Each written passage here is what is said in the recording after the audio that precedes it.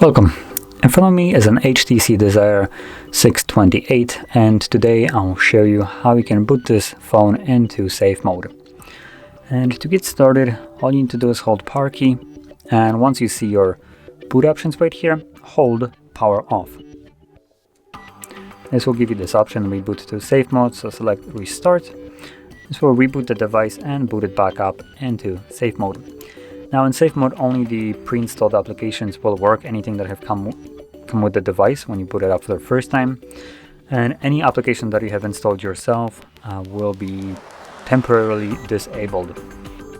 So the reason for that is, if some application was causing you problems, you can now get rid of it easily through safe mode if it was playing hard to remove.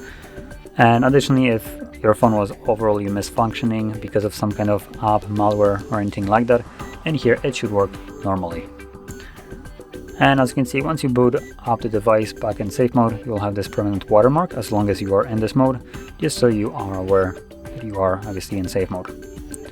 See if we have any applications that are disabled right here. It looks like we actually do not. So a quick way you can actually discern which application will run fine and which one just simply will not. Applications in safe mode that can run look normally, and applications that will not be able to run are monochrome. So instead of having like this normal color like they do normally, for instance YouTube, it will just become like gray icon.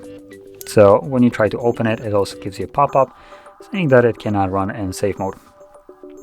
So that is how you boot your device into safe mode. And to leave this mode, all you need to do is hold power key again, and this time around you'll want to select restart. When the device boots back up, it will go back to normal mode. Now that being said, if you found this video helpful, don't forget to hit like, subscribe, and thanks for watching.